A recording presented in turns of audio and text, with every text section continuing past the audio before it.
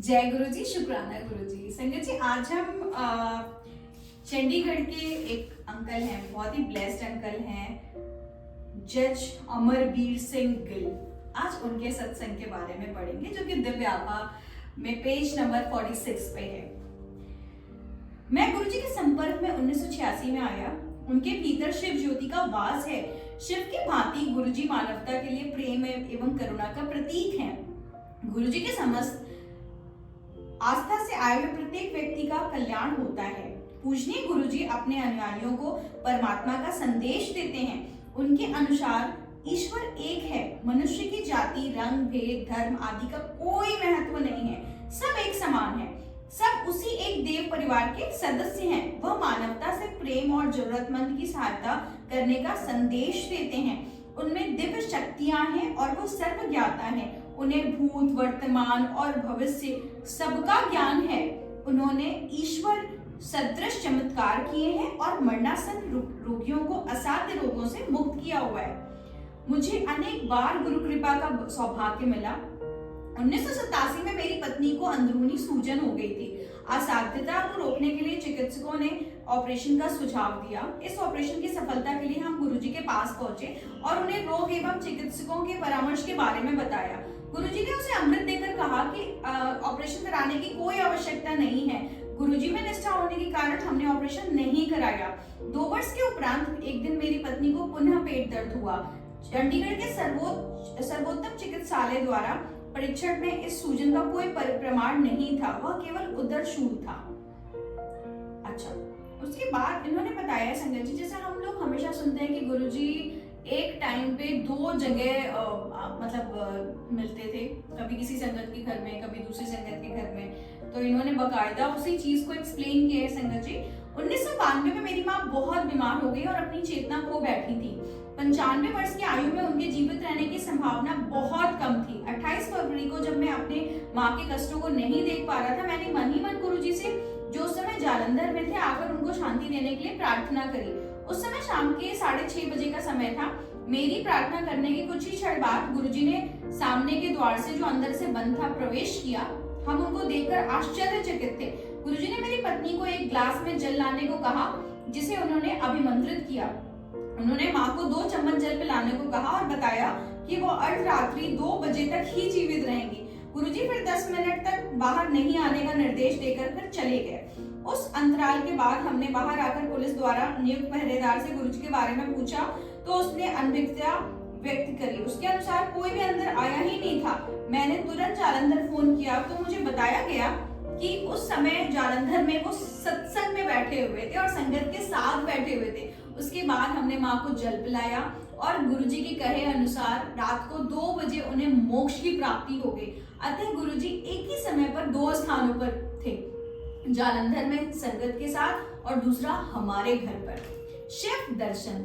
मेरी पुत्री भी गुरुजी की भक्त है। 1998 में गुरुजी चंडीगढ़ के सेक्टर 33 में रहते थे। जब मेरी बेटी गुरुजी से प्रार्थना करती थी कि वो शिव दर्शन की कामना करती थी।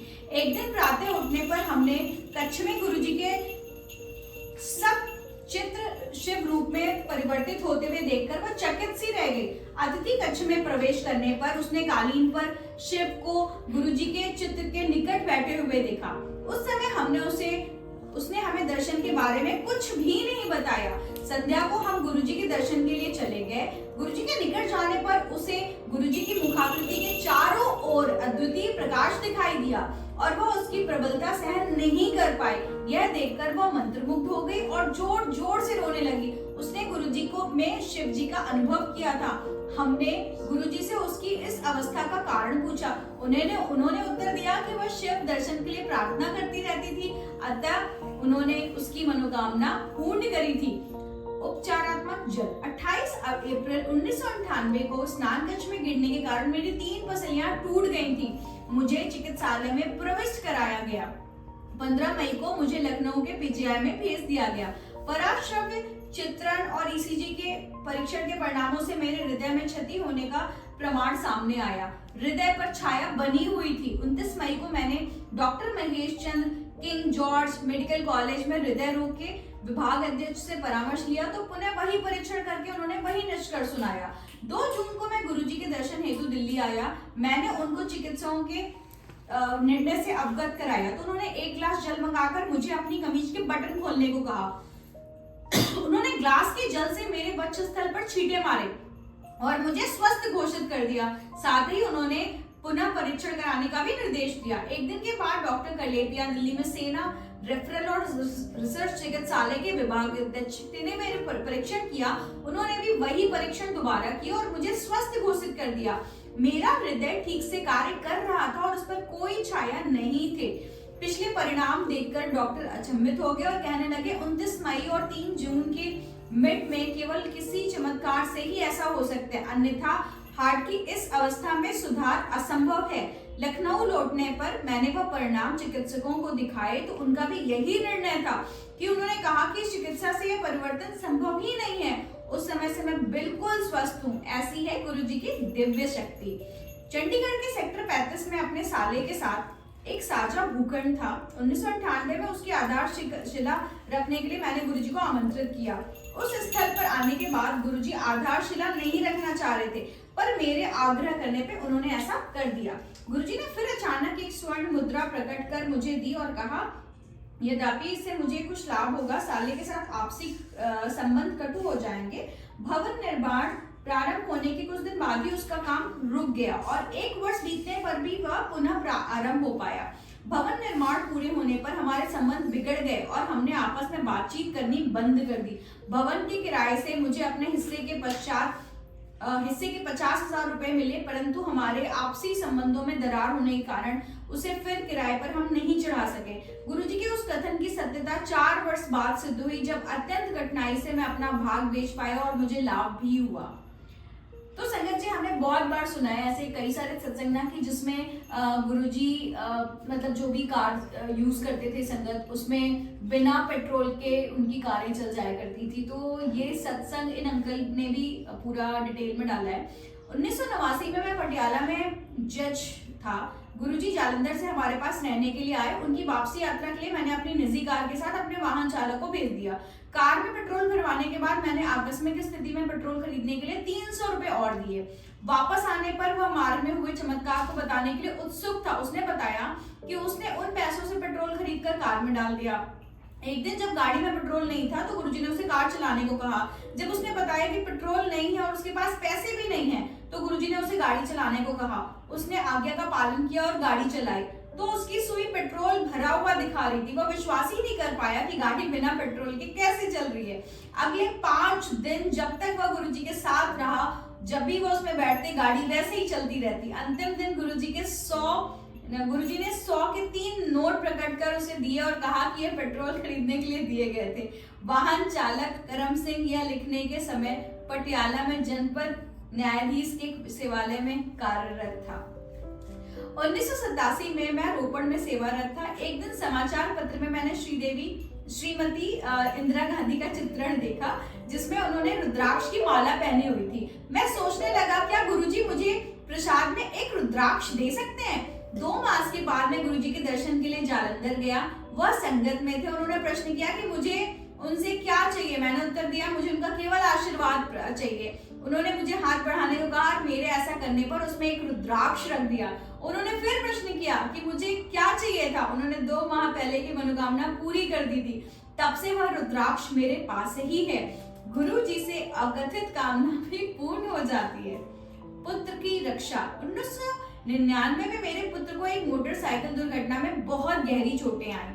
उसे चंडीगढ़ स्थित मेरे मकान के पहरेदार उठाकर घर तक लाए थे। मैं उस समय लखनऊ में था। वह चिकित्सालय नहीं गया। उसने केवल गुरुजी का चित्र अपने पास रखा और दूध में हल्दी और घी डालकर पी लिया।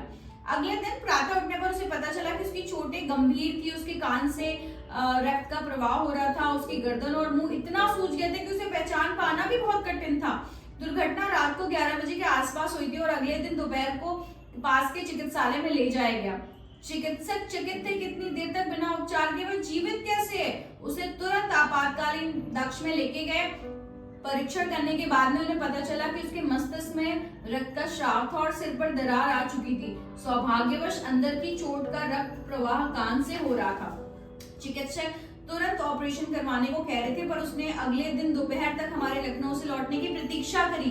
बाद में मैंने गुरुजी से संपर्क स्थापित कर उनको दुर्घटना के बारे में बताया, तो उन्होंने अपने आशीर्वाद का आश्वासन दे दिया।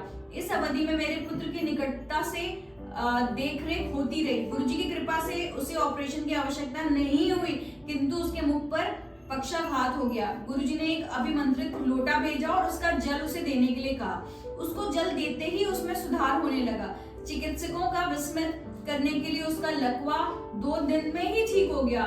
मेरे बेटे को चिकित्सालय से घर भेज दिया गया और कुछ ही दिन में वह पूर्णतः स्वस्थ हो गया। बाद में किए गए परीक्षणों से उसके सिर पर कोई दरार या मस्तिष्क की कोई चोट नहीं दिखाई दी। मेरा बेटा उस समय से बिल्कुल ही स्वस्थ है। गुरुजी की उपचार शक्ति अद्वितीय है। उन्होंने मेरे पुत्र को शिव रूप में दर्शन देकर भी उसे आशीर्वाद दिया। गुरुजी ने इस प्रकार से अनेक चमत्कार किए हैं और जरूरतमंदों के लिए करते रहते हैं। वह सबसे एक समान प्रेम करते हैं। उनकी करुणा अपरंपार है। जिसमें उनको आस्था है वह अपना जीवन पवित्र कर सकता है। यदि हमें उनमें निष्ठा है तो वो हमें चिंता मुक्त कर देते हैं। गुरुजी को कोई लौकिक आवश्यकता नहीं है। नैवेद्य तो कोई यह अस्वीकार कर देते हैं। उन्हें कोई चाहत नहीं है। वह इस पृथ्वी पर हमारे दुख दूर करने आए हैं। आइए गुरुजी में विश्वास कर हम उनके आशीर्वाद को ग्रहण करें। जय गुरुजी, शुक्राना गुरुजी।